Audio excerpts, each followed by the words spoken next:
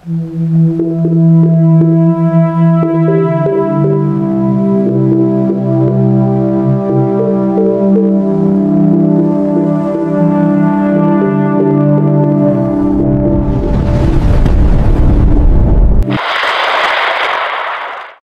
umaga po sa inyong lahat. Narito ang pinakabagong ulat sa lagay ng panahon ngayong araw ng Biyernes, ika-4 ng Hulyo taong 2025. May 3 bagyo ang ating minomonitor, kaya't manatiling alerto at updated. Bagyong Bising. Kasalukuyang lokasyon, 167.4 na kilometro northwest ng Burgos, Ilocos Norte.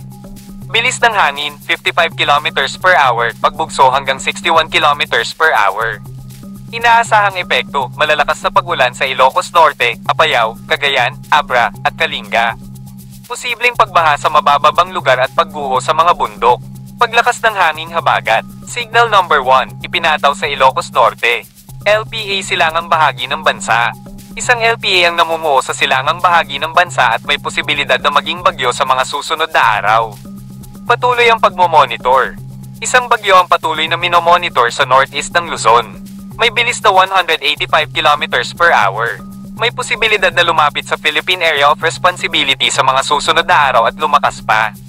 Babala sa pagbaha. General Flooding Advisories ay ipinalabas para sa Ilocos Norte, Cagayan, Apayao, Abra, Kalinga, La Union, Benguet, Pangasinan, Tarlac, Zambales, Pampanga, Bulacan, Rizal, Bataan, Metro Manila, Cavite, Laguna, Batangas, Occidental Mindoro, at Batanes.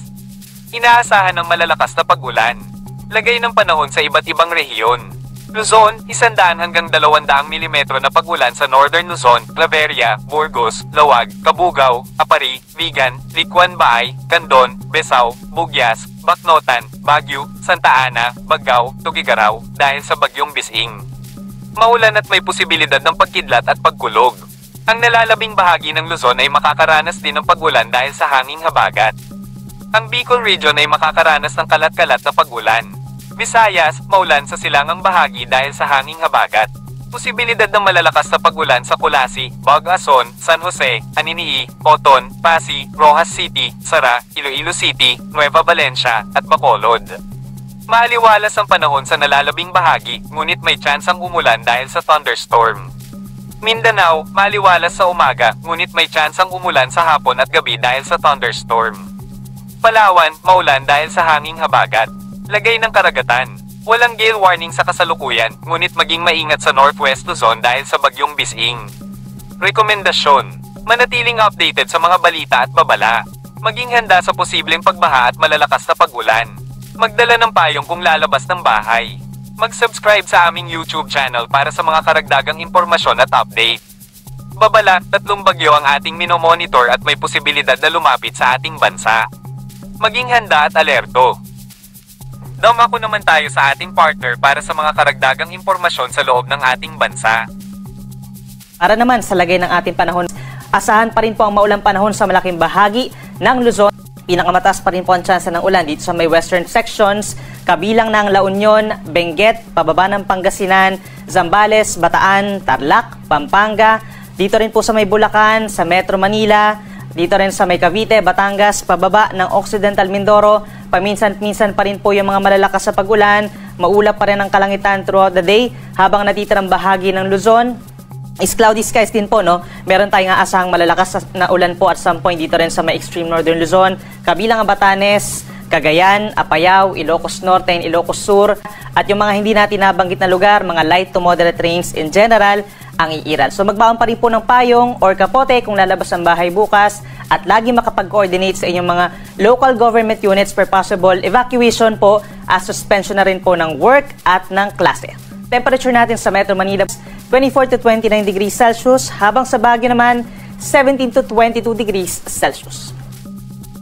Sa ating mga kababayan po sa Visayas, pinaka-apektado ng habagat ang western portion pa rin. So asahan, most of the day sa may western Visayas, makulimlim din ang panahon at aasahan din po yung kalat-kalat na mga ulan at mga thunderstorms pagsapit po ng hapon. Posible rin ito magdulot ng mga pagbaha at pagguho ng lupa. Habang natitirang bahagi ng Visayas plus Mindanao, halos similar pa rin po ang weather condition. Asahan pa rin po ang partly cloudy to cloudy skies at may tsansa pa rin ng mga saglitang pag-ulan at mga localized thunderstorms lalo na sa hapon hanggang madaling araw. Temperature natin sa Metro Cebu hanggang 32 degrees Celsius, ganyan din sa may Davao City, habang mainit sa may Zamboanga City hanggang 34 degrees Celsius. Meron din po tayong tinatawag na weather advisory. Now, kakaiba po ito, pero ito pong weather advisory is good for 24-hour rainfall forecast. So yung forecast natin for 24 hours, sa mga nakikita natin lugar dito na nasa kulay dilaw, possible po yung 50 to 100 millimeters na dami ng ulan.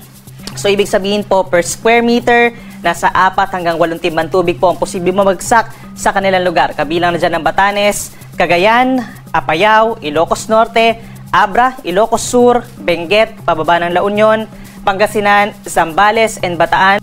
Para naman po sa lagay ng ating karagatan, sa susunod na 2 araw, wala naman tayong inaasahang gale warning o yung babala sa delikadong mga pag-alon. Subalit, posible pa rin umakyat sa 2 hanggang 2.5 meters ang taas sa mga pag-alon sa malaking baybayin na po yan ng Luzon, lalo sa may West Philippine Sea.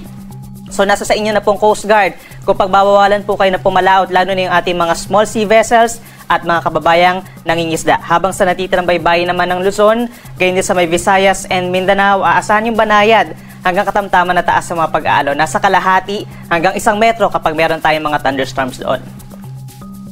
At para naman sa ating weather outlook hanggang sa early next week, over Luzon, asahan po pagsapit ng Sabado yung mga nabanggit natin lugar na doon sa may weather advisory na magkakaroon ng mga minsang malalakas na ulan. Plus itong other parts pa of Luzon, meron tayong kalat-kalat na ulan and mga thunderstorms pagsapit po ng Sabado. Pagsapit ng Linggo, mababawasan yung lakas ng mga pag-ulan sa malaking bahagi ng Luzon dahil inaasahang lalayo nga ng bahagya.